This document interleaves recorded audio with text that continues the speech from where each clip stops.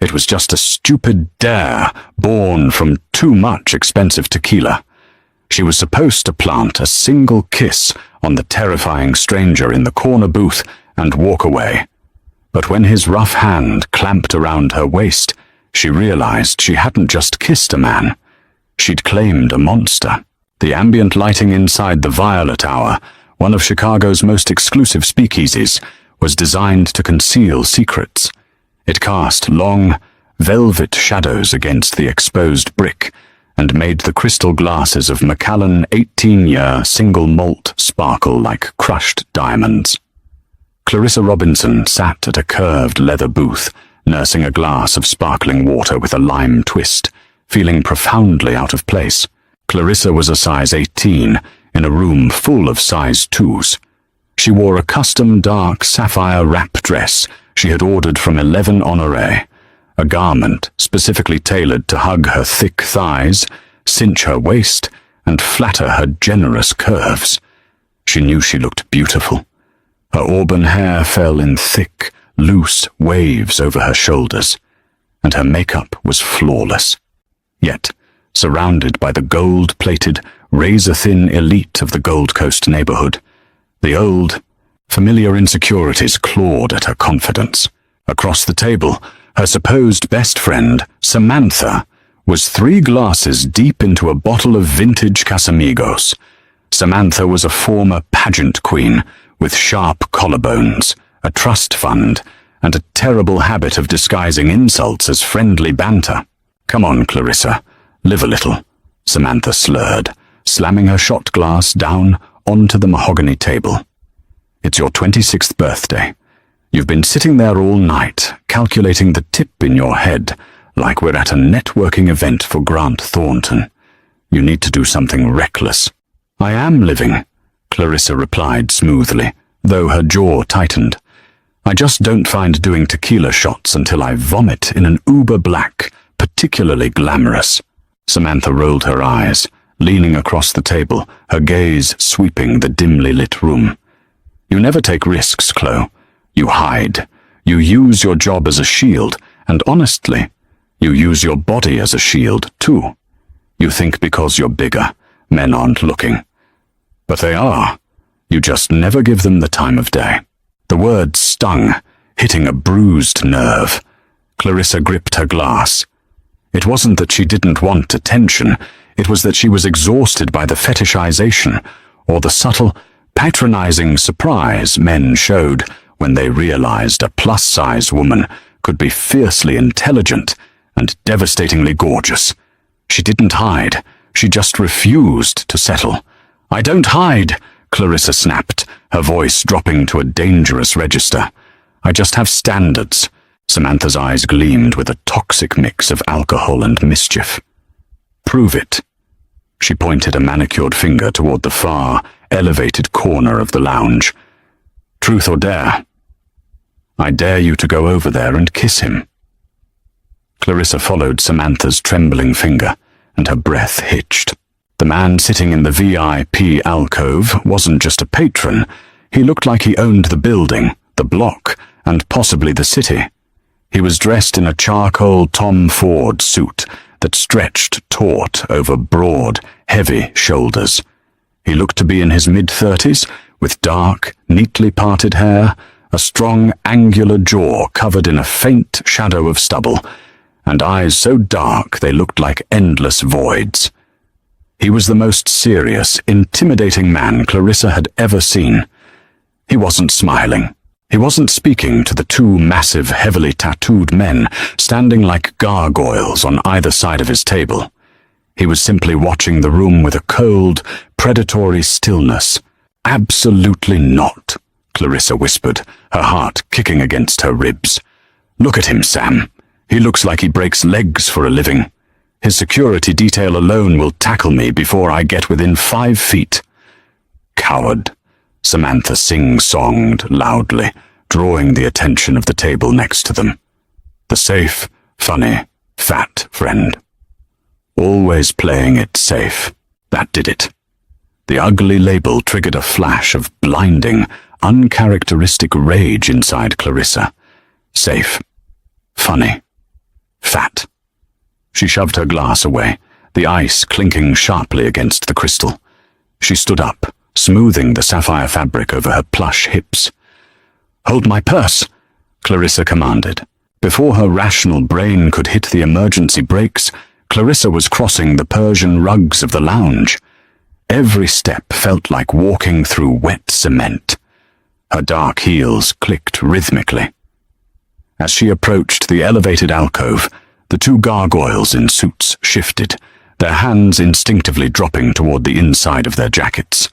"Mom, this is a private—" one of them began, his voice like gravel. The man in the Tom Ford suit raised a single heavy hand, his thick silver ring catching the dim light. The guards instantly stepped back, silencing themselves. Clarissa stood before the table. Up close, he was even more terrifying. His cologne, a heady mix of cedarwood, rich tobacco and expensive leather, wrapped around her. He didn't say a word. He just looked up at her, his dark eyes slowly trailing from the soft swell of her cleavage down to the curve of her hips, and back up to her flushed face. There was no patronizing surprise in his gaze, only a heavy, scorching heat. "I'm sorry," Clarissa blurted out, her voice trembling slightly. "I lost a bet." Before he could respond, before she could lose her nerve, Clarissa leaned down. She meant to just brush her lips against his cheek, a fleeting peck to satisfy Samantha's cruel game. But as she leaned in, he shifted. His large, calloused hand shot out, wrapping securely around the thick curve of her waist. He didn't grab her roughly, but the grip was immovable, an iron band possessing her. He pulled her forward, off balance, so she tumbled right onto his lap. The solid wall of his chest met her soft, generous curves. Clarissa gasped, but the sound was swallowed by his mouth. He didn't accept the peck. He took the kiss. His lips were firm, tasting of rich scotch and danger. He kissed her with a slow, devastating authority, his other hand sliding up to grip the nape of her neck, tangling in her auburn hair. Clarissa's entire body went up in flames. She had never been touched like this, with such reverence, such absolute, terrifying ownership. For a second, she kissed him back, her hands instinctively resting on his broad shoulders, feeling the heavy muscle beneath the expensive wool of his suit. When he finally pulled back, the entire lounge seemed dead silent. Clarissa was panting, her chest heaving, her lipstick smeared. She looked into his dark eyes, expecting to see a joke, a smirk, a dismissal. Instead, he brushed his thumb across her swollen bottom lip. "You taste like lime," he murmured, his voice a deep, gravelly baritone that sent shivers down her spine. "What's your name, Tesoro?" Panic finally pierced through the haze of lust. What had she just done? "I have to go," Clarissa stammered. She scrambled off his lap, her legs shaking so violently she almost tripped. "Wait," he commanded. But Clarissa didn't look back.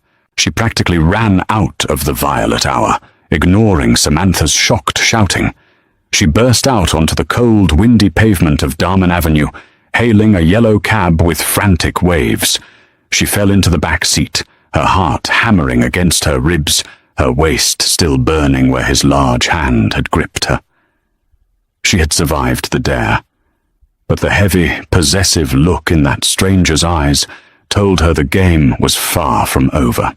The morning light filtering into Clarissa's Lincoln Park apartment was agonizingly bright.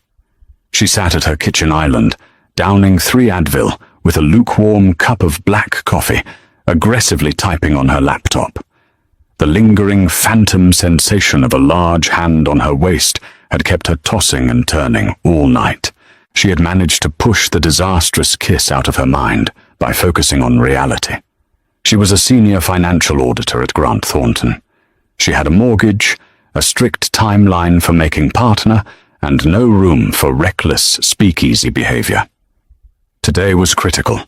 Her firm was taking on a massive new client, a sprawling international logistics corporation, and she had been tapped by her managing partner to lead the initial risk assessment.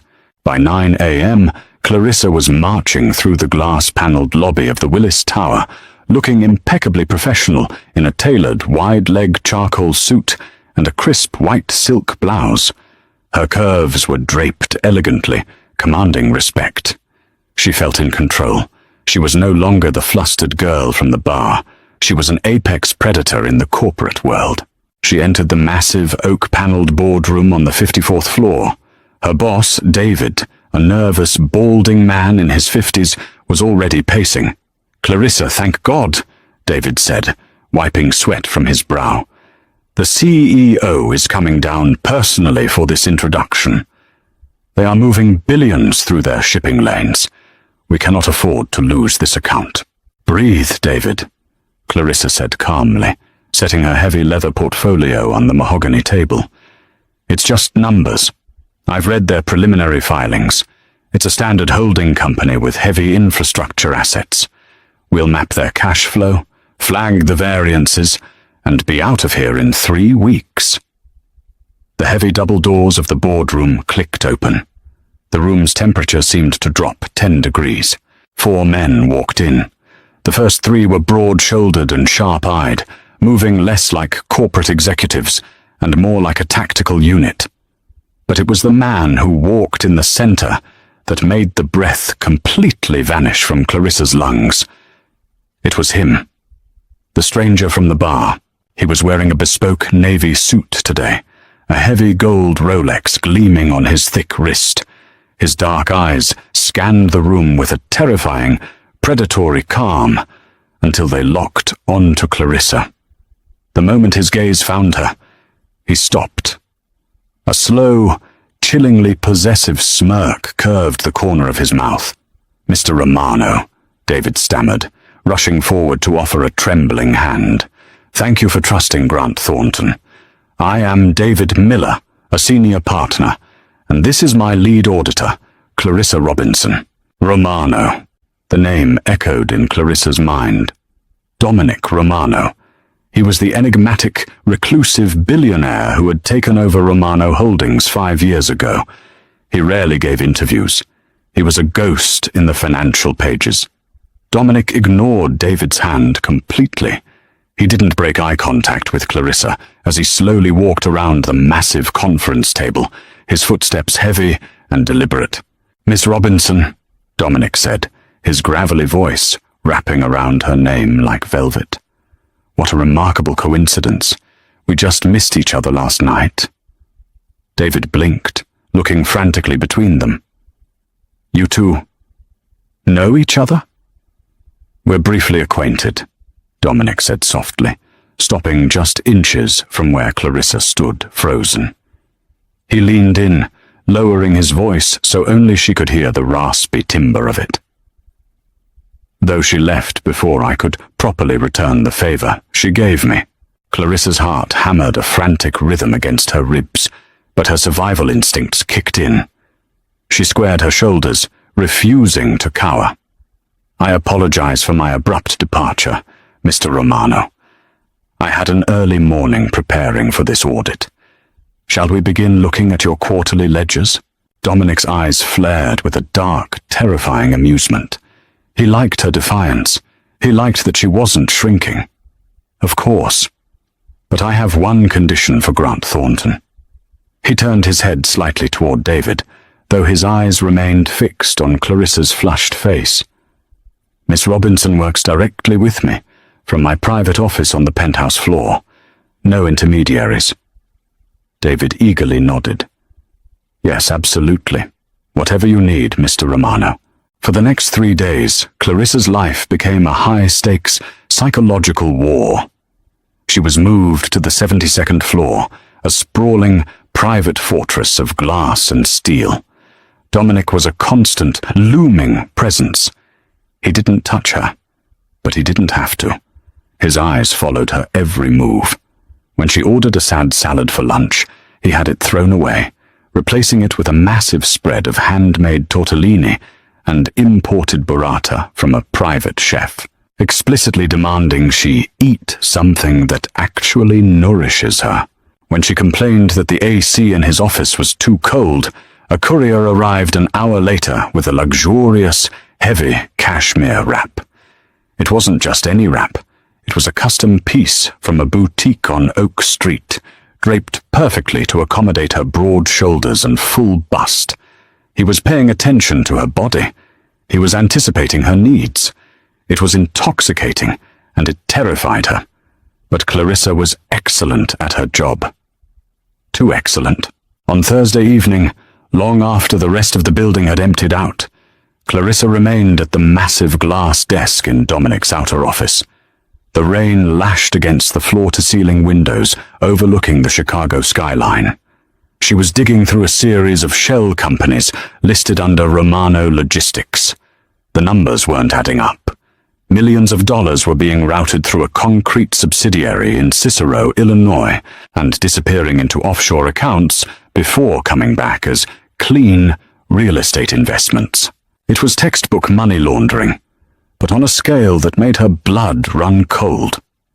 Frowning, Clarissa printed the ledger. She needed to cross-reference it with the physical files Dominic kept in his inner sanctum. The heavy mahogany door to his private office was slightly ajar. She stepped quietly toward the door, intending to just grab the Cicero file from his credenza. But as she pushed the door open, she froze. Dominic was standing by his window, his back to her, speaking on a burner phone. The smooth corporate facade was gone. His voice was a harsh, guttural snarl. "I don't care what the alderman promised," Dominic barked into the phone. "You tell him he has exactly 24 hours to authorize the port expansion, or I will ruin him. I have the photographs from the Palmer House Hotel. I have the offshore wire transfers. You tell him if he crosses the Romano family again, I won't just end his career. I will erase his entire bloodline from this city's social registry. Do you understand me? He will be less than a ghost." Clarissa stopped breathing. The Romano family, the port expansion, the Cicero concrete companies. The pieces snapped together with horrifying clarity. This wasn't a logistics empire. This was the Chicago outfit. And she had just kissed and was currently auditing the most ruthless Mafia boss in the Midwest. Her hand trembled, and the printed ledger slipped from her fingers. The thick paper hit the hardwood floor with a soft, distinct slap. Dominic stopped speaking. The silence in the massive office was sudden, heavy, and suffocating. Slowly, he ended the call, slipping the phone into his pocket. He turned around. His dark, soulless eyes locked onto Clarissa, standing in the doorway, staring at the damning ledger on the floor. "Well," Dominic said softly, the predatory stillness returning to his massive frame as he began to walk toward her. "It seems my beautiful auditor is working overtime." Clarissa couldn't move. The silence in the penthouse office was so absolute she could hear the relentless thud of her own pulse pounding in her ears. Dominic Romano moved with a slow, deliberate grace that belied his massive frame, stepping away from the floor-to-ceiling windows. The stormy Chicago skyline cast him in sharp, imposing silhouettes. He didn't look angry. That was what terrified her the most. There was no rage in his dark eyes, only a cold, calculating possession. He stopped inches from her, his expensive cologne, that familiar, intoxicating blend of cedar and rich tobacco, enveloping her senses. Slowly he crouched down, the fabric of his bespoke suit pulling taut over his muscular thighs. He picked up the printed ledger from the hardwood floor. His large, calloused fingers smoothed the paper. "Cicero," Dominic murmured, his voice a low rumble. He stood back up, towering over her. "You are incredibly thorough, Miss Robinson. Most auditors at your level would have glossed right over the shell company discrepancies to meet the Friday deadline. But not you." "Let me leave," Clarissa managed to say, her voice shaking despite her desperate attempt to keep it steady. "I'll resign from Grant Thornton tomorrow." I'll wipe my hard drive. I saw nothing. I know nothing. Dominic let out a low, dark chuckle that vibrated deep in his chest. He reached out, his knuckles lightly grazing the soft curve of her cheek. Clarissa gasped, her skin burning at the contact, but she didn't pull away. She couldn't. You and I both know you're a terrible liar, Tesoro, he whispered softly. And we both know you can't leave. Not now. You can't keep me here, Clarissa shot back, a spark of her natural defiance breaking through the terror. She squared her shoulders, standing at her full height, her lush curves cutting a striking figure in the tailored charcoal suit. I am a senior auditor at a major firm. I have friends. I have family. If I disappear, people will look for me. Oh, sweet Clarissa, Dominic said, his gaze darkening with pity and amusement. Who do you think sent you to me? Clarissa blinked, her brow furrowing. What? Your managing partner, David Miller, Dominic explained, stepping closer until his chest almost brushed hers. David has a terrible gambling addiction. He owes my associates over $2 million from his weekend excursions to the Horseshoe Casino in Hammond. When I told him I needed Grant Thornton to rubber stamp my financials for a new, legitimate port acquisition, David offered you up. The words hit Clarissa like a physical blow. The air rushed out of her lungs. David knows exactly who I am, Dominic continued ruthlessly. He knew my books were dirty. He put you on this account because he thought you were just a desk jockey who would blindly sign off on the ledgers to secure your path to partner. And if you dug too deep, he assumed I would quietly eliminate the problem. He threw you to the wolves, Clarissa, to save his own skin. Betrayal, sharp and acidic, burned in her throat. Her entire career, her late nights, her sacrifices, it was all a pawn in a desperate man's game with the Chicago outfit. Why are you telling me this? Clarissa whispered, her eyes shining with unshed tears of pure, unadulterated fury. Because I don't want to eliminate you, Dominic said. His hand slid from her cheek down to her waist, his heavy palm resting firmly against the generous curve of her hip. The touch was branding, possessive. When you walked up to me at the violet hour, looking like an absolute goddess wrapped in sapphire, you showed no fear. You demanded my attention. Men spend their entire lives trembling in my presence, and you sat on my lap and stole my breath. He leaned in closer, his lips brushing the shell of her ear. You think you need to hide your size, Clarissa.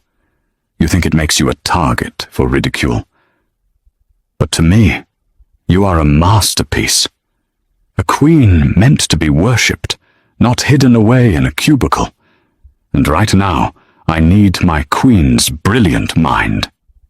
Clarissa shivered, a chaotic mix of fear and an undeniable, forbidden thrill racing through her veins. Need me for what? The FBI is building a RICO case, Dominic stated, his tone shifting back to hard business. Special Agent Thomas Cavanaugh has been circling my operations for 2 years. He knows about the Cicero concrete plants, but he doesn't have the paper trail. Yet. I need you to scrub the books. I need you to use your genius to bury the money so deep in legitimate philanthropic trusts and offshore real estate that Cavanaugh goes blind looking for it. You fix my empire, Clarissa, and I will give you the world. And if I refuse? She asked, though the fight was already draining out of her, replaced by a dark, intoxicating ambition. Dominic's thumb stroked the soft fabric of her blazer over her hip. Then Cavanaugh raids this building by Tuesday. I go to federal prison, and David Miller makes sure you take the fall as the lead auditor who authorized the fraudulent accounts. We are chained together now, Tesoro. Clarissa looked into the dark, bottomless eyes of the most dangerous man in Chicago.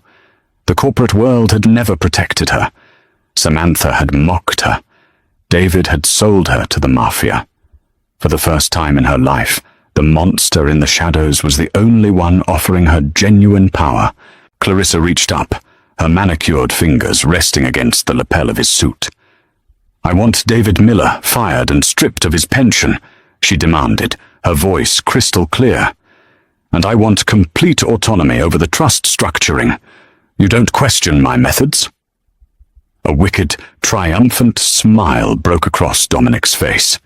He wrapped his arm entirely around her thick waist, pulling her flush against his solid body. Deal. 3 weeks later, the grand foyer of the Adler Planetarium was dripping with wealth and whispered secrets. The annual gala for the Chicago Historical Foundation was the event of the season, a glittering sea of diamonds, tuxedos, and champagne. Clarissa stood near the massive floor-to-ceiling windows, overlooking the dark, sprawling expanse of Lake Michigan. She was no longer the cautious auditor, hiding behind tailored charcoal suits. Tonight, she wore a custom, breathtaking emerald silk gown by Christian Siriano. The dress featured a daring sweetheart neckline that showcased her full bust, cinching tightly at her waist before cascading over her thick, lush hips, leaving a dramatic train in her wake. She looked like royalty. She felt like a god. Across the room, Dominic was holding court with 2 state senators and a prominent judge. Every few seconds, his dark eyes would flick through the crowd, tracking her, guarding her. The heavy, possessive weight of his gaze was a constant comfort. The last 3 weeks had been a blur of adrenaline, encrypted servers, and late nights in the penthouse. Clarissa had completely dismantled the Romano family's dirty financial structure. Using her intricate knowledge of international tax loopholes, she had funneled the Cicero concrete funds through a labyrinth of clean, legitimate charity trusts set up in the Cayman Islands, effectively washing the money so thoroughly it shined. She had outsmarted the federal government. Miss Robinson, or should I say, the new chief financial officer of Romano Holdings? Clarissa turned slowly, her champagne flute held elegantly in one hand. Standing before her was a tall, sharply dressed man, with silvering hair and eyes like chipped ice. He flashed a badge from the inside pocket of his tuxedo jacket. "Special Agent Thomas Cavanaugh, FBI," he introduced himself, a smug, patronizing smile on his lips. "You look stunning tonight. Emerald is definitely your color. A massive upgrade from your modest salary at Grant Thornton, wouldn't you say?" Clarissa didn't flinch. She took a slow sip of her champagne. "Good evening, Agent Cavanaugh. I'm afraid I don't discuss corporate compensation at charity events." Cavanaugh stepped closer, dropping his voice to a menacing hiss. "You think you're clever, don't you? A little number cruncher who decided to play mobster. We know about the kiss at the Violet Hour, Clarissa. We know Dominic used you to scrub the Cicero books. You might have hidden the paper trail for now, but I will tear your life apart. I will subpoena your family. I will freeze your bank accounts. Turn state's evidence right now, and I can protect you from him." Clarissa laughed. It wasn't a nervous flutter. It was a dark, melodic sound that genuinely startled the veteran FBI agent. "Protect me?" Clarissa tilted her head, looking at Cavanaugh with absolute pity. "Agent Cavanaugh, you have nothing. I've restructured Romano Holdings into a fortress. Every dollar is accounted for in audited, sovereign wealth-backed philanthropic trusts. If you subpoena me, my legal team, which happens to be the most expensive firm in the state, will sue the Federal Bureau of Investigation for targeted harassment and defamation. You will lose your pension, your badge, and your reputation before the case even reaches a judge's desk." Cavanaugh's face turned a mottled shade of red. His smugness evaporated, replaced by a desperate, impotent rage. "You arrogant, Is there a problem here, Agent? The temperature in the room plummeted. Dominic stepped up behind Clarissa, his massive presence instantly dwarfing the federal agent. He didn't raise his voice, but the lethal promise in his tone made several nearby guests subtly step away. Dominic's large hand came to rest firmly on the curve of Clarissa's waist, his fingers pressing possessively into the emerald silk. Kavanaugh glared at Dominic, his jaw ticking. "Enjoy the party, Romano. The feds never sleep. Neither do we," Dominic replied coldly. "Now get away from my woman before I have my security throw you into the lake." Kavanaugh sneered, but wisely backed away, disappearing into the glittering crowd. Dominic turned Clarissa gently in his arms, his dark eyes sweeping over her flawless face, ignoring the hundreds of elite guests around them. "Did he upset you, Tesoro?" "Not at all." Clarissa smiled, her hands coming up to rest on the broad, solid expanse of his chest. "I just reminded him that he's playing checkers, and we own the board." Dominic let out a harsh, beautiful breath, leaning his forehead against hers. "You are magnificent," he whispered fiercely. "You saved my empire. You saved me." "I just did my job, Mr. Romano," she teased softly. "No," Dominic corrected, his gaze burning with a terrifying, absolute devotion. "You took your throne, right there, under the vaulted ceilings of the planetarium and the watchful eyes of Chicago's elite. Dominic Romano leaned down and kissed her. It was a kiss that mirrored the very first one at the speakeasy, commanding, consuming, and wildly possessive. But this time, Clarissa wasn't running away. She wrapped her arms around the neck of the Mafia boss, kissing him back with all the fierce, unapologetic power she had finally embraced. She had been dared to kiss a monster, but in the end, she had become his queen. Did this thrilling tale of dark secrets, dangerous dares, and Mafia romance leave you completely breathless? Don't let the story end here. If you want to dive into more gripping, high-stakes dramas and steamy real-life sagas, hit that like button right now. Share this video with your friends who love a fierce, unstoppable heroine, and make sure to subscribe to our channel for more unbelievable stories.